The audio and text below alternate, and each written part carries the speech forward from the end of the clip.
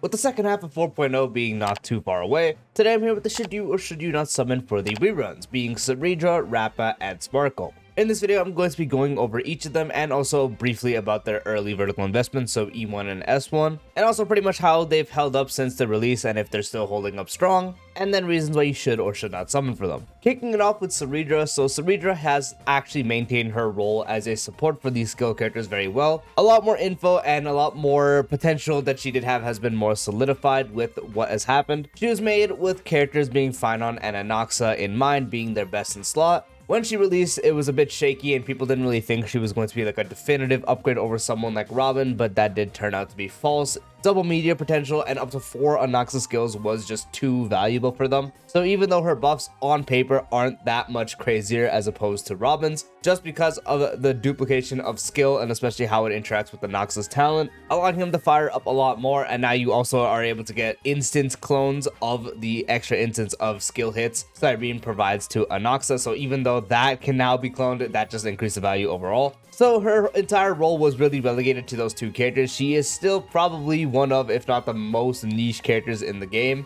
just because outside of these two, she is not best in slot anywhere else. She can work with someone like Archer, she can work with someone else that just uses skill, but she's never going to be like best in slot, usually not even second place either. So her entire thing was she was just like a niche pull for these characters, but she is at least strong enough to warrant the upgrades still to this day. She is on both characters' best in slot teams, low cost or high cost. At E0 is able to provide an attack buff. Once Kudamon activates, you can provide the res pen, the clone of skill, which is the most broken thing you can do for them, and then the bit of extra wind damage, which doesn't really add up to much, but it's still there. So throughout the time, Cerydra still has hold up in that spot. No one has really replaced her for Phynon and Anoxa specifically. Again, you can use her outside of them with specific characters like Archer who still do damage off skill, but it is mainly something you would use if you are down bad on options and you don't have their second best, because usually, again, Cerydra is not usually always going to be the second best there and never the best. She is only made with Phynon and Anoxa in mind, and then the previous thing was like, oh, maybe Elation is going to be skill point hungry and then she's going to see more value. As now we are getting Elation characters, that does seem very much to proven to be not true. So that theory is also out the window, as now we see that attack is only going to be working on characters that have conversion traces. Yao Guang is a support, so she doesn't get anything cloned. You can't clone Elation skill, unfortunately, because that would be really funny. So for the most part, you're not going to use Cerydra at all on Elation teams. So unfortunately, when it came to that theory, it is disproven now. So we can pretty much confirm until we get another character that functions similar or exactly like Anoxa or Phynon, and by that I just mean pure skill damage where the clone will do good and of course they scale off an attack. She is going to be relegated to the niche role for these two characters, and so she still does the role well, which is at least good. So with anyone with these two characters, she automatically becomes valuable. Her early investment is also alright. Her E1 mainly, her S1's kinda eh.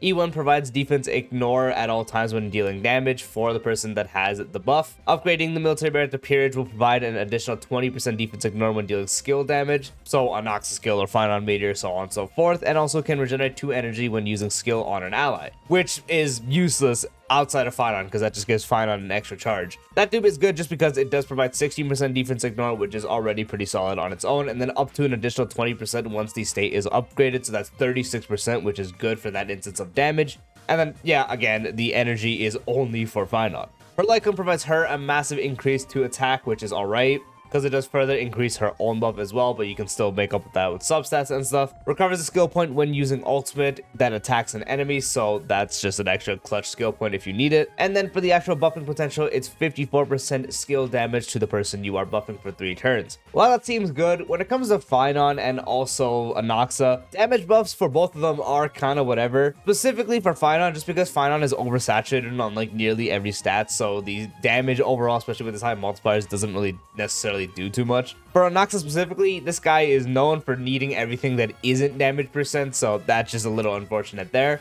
While it is definitely a fine Lycon to use, it's definitely not as good as it could be, so E1 is definitely the more valued point. Now we have Rappa. So Rappa was a break DPS release. She was a very up and down character. She was released, we're like, oh, this is just a pure fiction Firefly, worse in every form. Field released, we're like, oh my god, it's a better Firefly. And then once finally we got Dahlia to release, we're like, oh, well, Firefly's better again. I'm gonna be completely honest, there's not really much to talk about when it comes to Rappa here. Since her release, she has been struggling just because Break didn't really necessarily receive an upgrade. So unless you had like a high like E1 to E2 entirety team, you did unfortunately perform a little worse. But that's also just because how the Break archetype worked until the Dahlia. And now once we fast forward to the Dahlia's release, you can finally use Rappa more comfortably again. Unfortunately, she did receive the worst upgrade when it came to the Dahlia out of all of them. Since a good portion of like the Fugue Rappa combination and stuff is like how they could reduce toughness regardless of type at like half amount, while the other characters needed the actual full implant. You could provide it universally, but since the Dahlia is able to just implant her weakness and also the character that she has the buff on's weakness, the dance partner, that whole thing became kind of useless. So a lot of stuff that Rappa was like, you know, let's focus on this rather than this has kind of just become whatever. But with the Dahlia, of course, she is still very much usable again. Every time talking about a Break character is like byproduct talking about the Dahlia. A Break character is really not real without her anymore. So with the Dahlia, Rappa is finally again a real character that can be used as a solid DPS to clear to this day,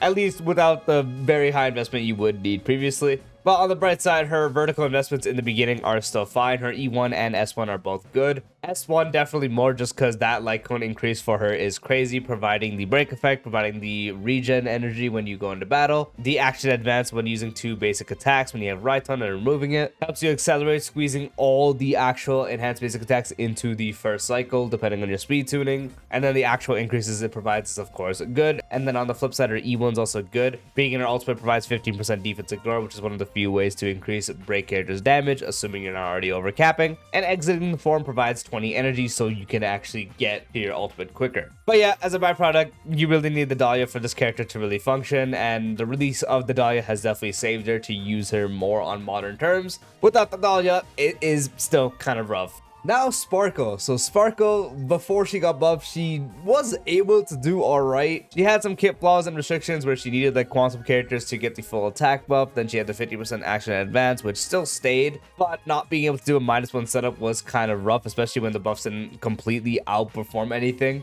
At the top of it all off, the whole skill point stuff of regenerating stuff was only for 2 characters that were outdated by now, which is QQ and IL Donheng. So for the most time, running a base speed hyper carry DPS with a hyper speed Sparkle to give her the turn. The buffs overall weren't really going to outperform a Bronya setup or even a Sunday setup with a -1 or anything. So unfortunately, just overall didn't perform too good until Archer, where Archer was perfectly made, where you don't want to build enough speed on him, or you don't want to build speed on him at all. Otherwise, you are not going to be able to maintain setups of skill points when it came to -1. So Archer was like the actual character that's modernized and able to fully utilize Sparkle's buffs. And so after her release, besides the beginning and then at least when Sunday released, and then until Archer did release, she had like a little awkward phase where you didn't necessarily want to use her too much. Again, -1 setups were just always better. It wasn't like when she came out and the only -1 setup you could do was with Bronya.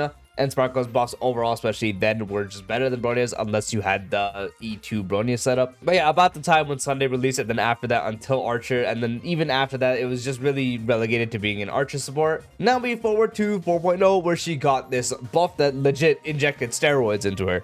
Her buffing is so much better now that she has no restrictions on her stuff, able to provide a rare thing like alt-type res pen, even more skill points for the characters that do use it, but even for the characters without it, they don't need to like utilize or focus on it too much. We're back at the point where running a base speed DPS is actually fine, just because the buff Sparkle provides is so strong. After the buffs, her buffs are just so good again. Those buffs generally made her actually better to run than someone like Sunday or Bronya, even with the -1 setups, just because of how strong her buffs are again. Her vertical investment when it came to E1 was slightly tweaked. It's still the same with providing the up to 40% attack, but it also now gives Sparkle herself 15% speed when using her skill or entering battle. That's an extra quality of life that makes her a lot easier to build, because now you can focus on less speed stats and focus more on stuff like crit damage and survivability, or you can focus on even more speed and try to get some insane speed setup with like 200 speed in the battle. Her S1 usually is regarded as like something you should just focus on D to D instead. I personally think this light cone is underrated. While yes, D is technically like the best Lycone in the game, not everyone is going to have setups where D is actually applicable to be good, and this Lycone provides the wearer crit damage, is able to provide the team 10% crit rate and 28% crit damage with a practical permanent uptime, because the only requirement to gain the whole Radiant Flames, removing those in game mask, is just either entering battle or recovering up to 4 skill points, which she recovers 6 now when it comes to her ultimate, so she has that on a permanent uptime since it's also 4 turns. 10% crit rate and 28% crit damage is actually really solid. It'd probably be more whatever if it was just one or the other, like just 10% crit rate or just 28% crit damage, but it's just the fact that it is together, plus also increasing Sparkle's own crit damage buff by providing her crit damage. I just genuinely think this light code is definitely underrated. So yeah, Sparkle, she's had a funny time when she released. She was great with the like whole you just build her hyperspeed and then leave your DPS at base speed. Around near Sunday and then after Sunday, you kind of just like had a thing where it's like, oh, -1 really just is better, especially with all the DPS we did get. Then we get to Archer, where Sparkle is like really only on that team. But overall, even until her buff, she was never regarded as bad. She could still definitely be used in her setups, it just wasn't as good. And now after her buffs, she is, you know, back. She's insane. And now reasons why you should or should not summon for these characters. I'm gonna be honest, it is very easy for every single one of these. Kicking it off with Cerydra. So Cerydra, this is only a character you should consider if you do use Phynon or Anaxa a lot. If you use one or the other, then Cerydra automatically has value for you, and you should consider pulling for her. If you have both, then even more so. If you have neither of them, you should not consider this character. She is genuinely not worth the pull on other teams. These are the only 2 characters that receive the full effect of her kit, especially with the skill clone. If you do not actually have any of them, and I mean both of them being Anaxa or Phynon, it's just not worth it. Save your pulls for something else, because again, she is just a niche character that wants to function with these characters. Outside of these 2, she is not going to provide you nearly as much of a benefit. She's not going to be in best in slot teams. You're more likely better off investing into the actual team's best support Eidolons or even the DPS themselves. The only reason you would want to pull for Cerydra is if you actually do have Anaxa or Phynon. For these 2 characters, she does make a world of a difference. For anyone else, it's just going to be something you are doing if you have no slots on the team and you just want to have some fun. Because again, she's never going to be best in slot on those teams, so you just want to focus on Phynon and Anaxa. So if you don't have them, don't summon. If you have them, or at least one of them, then I would 100% recommend pulling, because she will make a world of a difference for them. For vertical investment on her, if you have to choose one or the other, I definitely just recommend going for E1.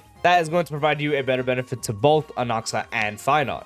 S1 would only come after if you have no other goals on that team. It's usually E1, S0, Cerydra with her event Lycone or just DDD is going to suffice. If you already have hit other goals on the team, like having E2, S1 Phynon and stuff, then you can pick it up, but make sure all the other important goals are done. But otherwise, E1 over S1 any day of the week. For Rappa, this is also simple. If you do have the Dahlia, you can definitely consider Rappa, and if you're in need of another DPS in that case, because if you already have the Dahlia and you have someone like Firefly and or Boothill, she's going to be tied to them, and then you'd have to tie another character to it. I will never wholeheartedly recommend any single break character without the Dahlia. The Dahlia is just a super broken character for them. So realistically, if you do not have the Dahlia, I would not recommend pulling Rappa whatsoever. I wouldn't even think about it. Even though she gets the worst results out of the Dahlia, it's just the fact that she makes a world of a difference even then. But yeah, another thing would be if you need a DPS, because if you already, let's say, have the Dahlia and you have, again, Firefly or Boothill, in that case, you're already going to have her tied to those and then them performing the role just as good. Firefly, overall, I'm going to be honest, is usually just better than Rappa in every case in Central, except maybe in something like Pure Fiction, where in that case, Firefly can still just clear it. You wouldn't really need to pull Rappa in that case, so if you have the Dahlia and you're missing someone like Firefly, let's say maybe you have Boothill and then you pull Rappa and you're willing to give the Dahlia to Rappa instead of Boothill, in that case, you can pull her as a DPS to use. But if again you are missing the Dahlia,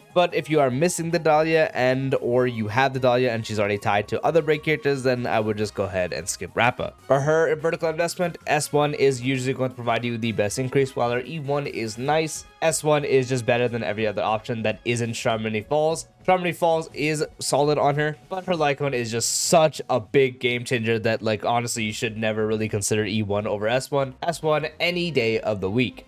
Finally, for Sparkle, so I think any account can really benefit from Sparkle. I think the only way you wouldn't be able to is if you are someone that runs one side break, other side dot. And then for anomaly, it'd be like break, dot, and then full remembrance team or something like that. Other than that, I think every account can benefit from Sparkle. She really is just so good now that she can go on teams. Archer was a free DPS. Sparkle was honestly free, so I'm just kind of talking about this as if you pick someone else. But yeah, Sparkle can go with Fine on really good. Again, you can even use her on a base speed Anoxa. You can really use her with old DPS like Akron as well. Really, any teams where you're able to use her previously on, she's just that much better on. Her buffs are just super good. But yeah, if you have a team that can definitely use her, like Finon, like Anoxa, depending on if you have like an E0 Cyrene setup. If you have an E0 Cyrene setup, then of course you wouldn't want to use Sparkle on there because then you charge too slow. Using older DPS, like if you have an invested in Akron too, she can go well with her. Just again, really any team that does benefit off her, she is going to provide you good value. If you're looking at vertical investment, if you did already pull her or if you picked her from the thing and you're just thinking you want to get S1 or E1, I do value her E1 and S1 the same. The only way you would value the E1 more is if you use it as a stepping stone to E2 because her E2 is insane, provides up to 30% defense shred. In that sense, E1 would be more valuable, but if you were only able to get one or the other, I would practically have them in a tie. If you are in the future able to get the E2, let's say her next rerun, if she gets another one, which she probably will because now that she's buffed, then I would go ahead and pick E1. But otherwise, I would honestly argue for S1. Only way I'd argue for S1 is if you are running her on teams where you don't have a DDD setup existing on her, because if you have a DDD setup that allows you to get the extra turn in a cycle or allows you to act before enemies are going to kill you, then DDD is going to automatically be more valuable. But if it's not providing any value, then of course you would want to use the light cone, as this light cone provides a good amount of stats that is more on the underrated side. That's how I'd go about her vertical investment and what you would consider. And that does bring this video to a close, talking about how these characters held up from then to now, and also if you should or should not summon for them. I do hope you found this video helpful. If you did, drop a like, it would be greatly appreciated. If you're new to the channel or haven't done so already, be sure to subscribe and turn on the bell icon for future videos like this, along with all the types of style content. And I'll see you later. Peace out.